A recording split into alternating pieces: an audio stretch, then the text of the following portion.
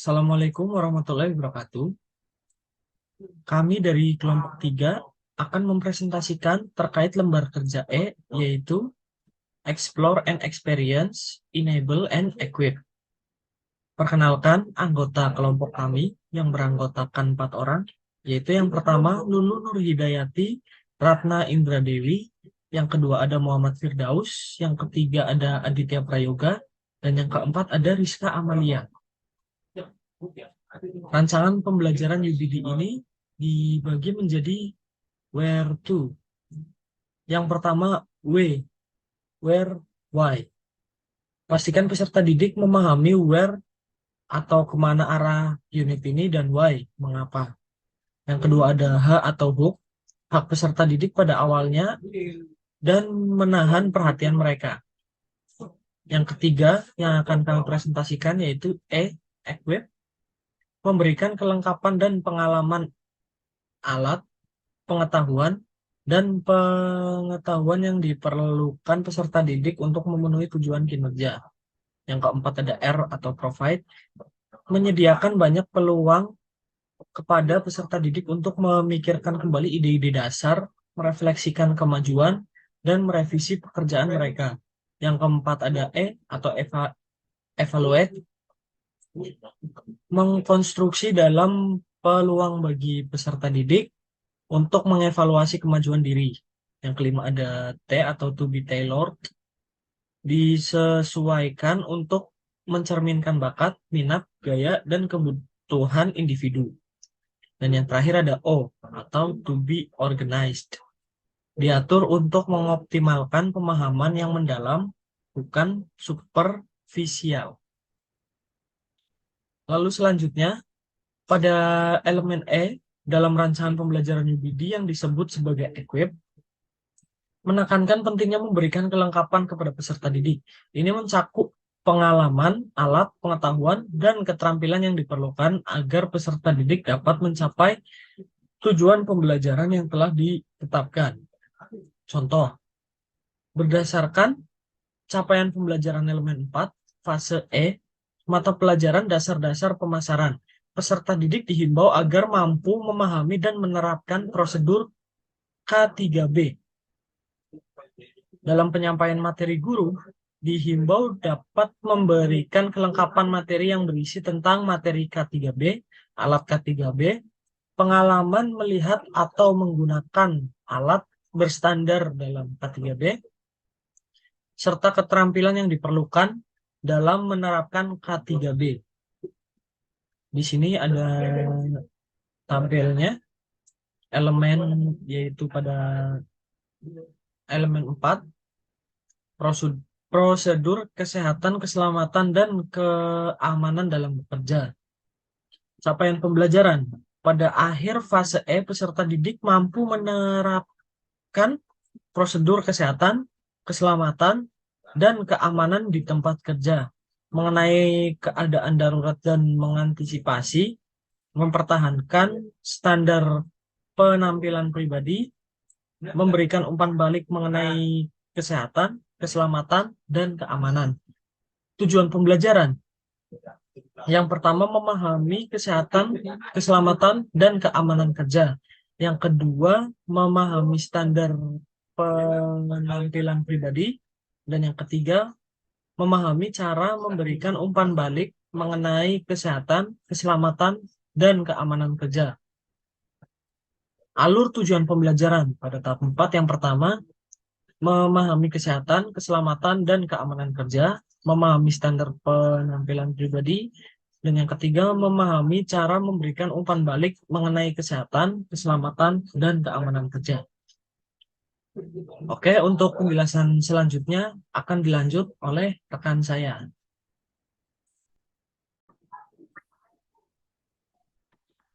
Baik, perkenalkan saya Lulu Nurhidayati Ratna Indradewi.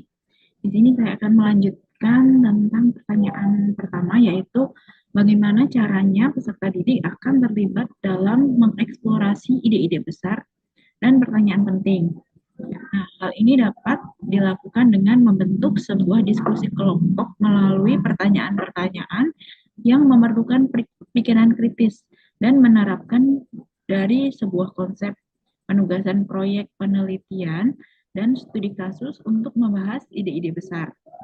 Melalui pendekatan ini memungkinkan peserta didik untuk saling berbagi pandangan dan mengemukakan argumen dan melibatkan diri dalam pemikiran kritis secara bersama-sama, sehingga menciptakan lingkungan pembelajaran yang merangsang pemikiran kritis dan memotivasi peserta didik untuk mengeksplorasi ide-ide besar dan pertanyaan penting dengan lebih mendalam. Jadi di sini kuncinya yaitu guru memberikan sebuah pertanyaan penting yang nantinya akan didiskusikan oleh peserta didik. Contoh implementasinya yaitu pada saat saya PPL, guru membahas mengenai K3B atau kesehatan, keselamatan, dan keamanan dalam bekerja. Sebelum memulai pembelajaran, guru memberikan pertanyaan pemantik berupa, apakah harapanmu saat kamu melaksanakan penggunaan alat retail standar K3B? Nah, dari pertanyaan tersebut, guru menggiring argumen peserta didik untuk berdiskusi mengenai apa itu K3B, tujuan K3B, dan apa saja alat K3B dalam bisnis retail yang pernah ditemui peserta didik. Nah, jadi di sini kunci dari pembelajaran adalah pertanyaan pemantik. Guru hanya memberikan pertanyaan pemantik. Tidak seperti zaman dulu ya. Kalau zaman dulu guru dengan spontan langsung memberikan, oh apa itu K3P, apa itu tujuan K3P. Jadi menjelaskan dari awal sampai akhir. Namun jika dalam UMBD ini guru sebagai fasilitator hanya memberikan pertanyaan-pertanyaan penting yang nantinya akan menggiring argumen peserta didik ke dalam sebuah disiplin ilmu. Begitu. Sekian penjelasan dari saya, akan dilanjutkan oleh rekan saya. Terima kasih. Baik, perkenalkan saya Rizka Malia. Di sini saya akan melanjutkan untuk memaparkan pada poin yang kedua, yaitu kegiatan belajar apa untuk penampilan kemampuan puncak siswa, dan juga pekerjaan rumah dan pengalaman di luar kelas apa yang diperlukan untuk memungkinkan peserta didik dalam mengembangkan dan juga memperdalam pemahaman mereka tentang ide-ide penting.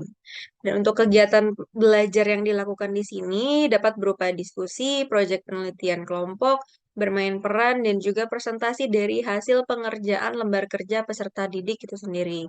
Dan selanjutnya, dengan memberikan pekerjaan rumah berupa tugas menyusun laporan atau presentasi dan diskusi daring yang memungkinkan peserta didik dapat berbagi pemikiran, menanggapi pertanyaan, dan juga mendalami pemahaman mereka terhadap materi. Dan selanjutnya, untuk pengalaman di luar kelas dapat dilakukan berupa wawancara dengan ahli atau praktisi yang berkaitan dengan materi yang mereka pelajari untuk membuka wawasan-wawasan baru dan juga memperdalam perspektif mereka dengan melakukan kolaborasi dengan pihak industri.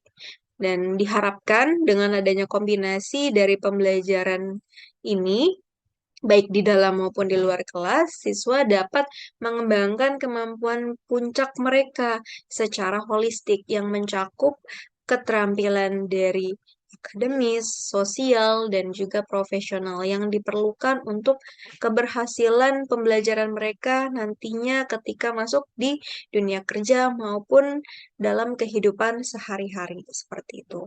Untuk poin kedua, titik satu, yaitu ada implementasi.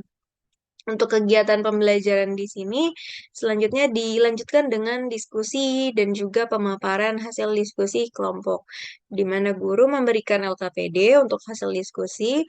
Untuk kegiatan di luar kelas, guru juga memberikan proyek berupa pembuatan kaos batik jumputan sebagai penerapan pembelajaran K3B atau keselamatan, kesehatan, dan keamanan dalam bekerja.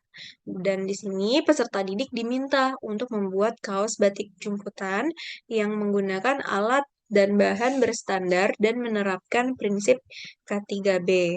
Dan melalui kombinasi dari kegiatan pembelajaran ini, diharapkan siswa dapat lebih memahami dan juga dapat mengaplikasikan konsep K3B dalam konteks nyata, serta mereka pula dapat mengembangkan keterampilan dan juga sikap yang mendukung keberhasilan mereka di dunia kerja nantinya. Seperti itu.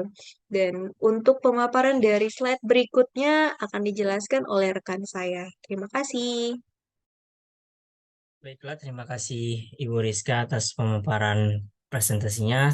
Kemudian saya akan melanjutkan untuk contoh implementasi yang kedua, yaitu dalam teknik silent brainstorm, peserta didik juga dapat diajak untuk bermain peran role play dalam sebuah desain challenge pada penerapan pembelajaran K3B.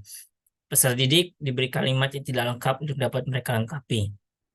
Contoh kalimat yang berada di sini adalah, seandainya Anda adalah seorang inspektur K3B menyebutkan peran tertentu yang berbeda dari peran sehari-hari anggota kelompok. Kemudian bagaimana Anda bisa memastikan bahwa proses pembuatan kaos batik jumputan di pabrik ini dapat mematuhi semua standar keselamatan dan kesehatan kerja. Kemudian kita membacakan design challenge itu, yang pada akhirnya variasi ini dapat memungkinkan peserta didik memandang tantangan dari perspektif yang berbeda sehingga berpotensi memunculkan ide-ide baru. Kesimpulannya adalah bahwa rancangan pembelajaran Understanding by Design dengan metode Where-to, khususnya pada equip, diharapkan membantu para murid untuk mengungkapkan sebanyak mungkin ide-ide yang dapat mereka salurkan dari pikirannya. Karena kita ketahui bersama bahwa di pembelajaran abad ke-21 ini, guru dan juga murid dituntut untuk berpikir kritis dan mengembangkan growth mindset atau menumbuhkan mindsetnya. Karena perlu disadari bahwa tujuan dari kurikulum Merdeka seperti yang dilandaskan pada pemikiran Ki Hajar Dewantara, bahwa siapapun yang berada dalam dunia pendidikan, baik dia yang menimba ilmu atau yang menyalurkan ilmu, semuanya akan kembali kepada masyarakat dan hidupnya adalah untuk masyarakat, untuk menebarkan kemanfaatan yang sangat besar dan luas di masyarakat. Maka dari itu diperlukan sebuah ide-ide atau gagasan-gagasan yang sangat berdampak. Ide-ide yang terus disalurkan dengan cukup banyak dan cukup masif. Walaupun bukan dari kita yang melaksanakan ide-ide tersebut, tapi percayalah bahwa ide-ide itu akan terus hidup dan tidak akan pernah mati. Ide-ide yang berupa kebenaran akan terus langgeng. Dan ini akan berdampak sangat luas bagi kemaslahatan dan kemudahan manusia di kehidupan yang akan datang atau di masa depan. Oleh karena itu, metode ini memudahkan para murid untuk menyampaikan gagasan berupa ide yang kemudian akan menghasilkan suatu pola pembelajaran yang menyebabkan murid atau siswa atau peserta didik menjadi lebih proaktif dan inovatif, serta menumbuhkan kemampuan berpikir kritis yang tadi dikatakan sebagai growth mindset secara ilmiah. Terima kasih. Mungkin ada yang bisa memberikan saran, masukan, atau bertanya atas presentasi yang telah kami lakukan, dan semoga bermanfaat dan menambahkan khazanah ilmu pengetahuan bagi kita semua. Akhirul kalam, wabillahi taufiq wal hidayah. Wassalamualaikum warahmatullahi wabarakatuh.